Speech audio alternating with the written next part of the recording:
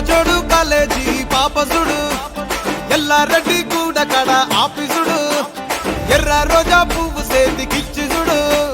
అందరి ముందు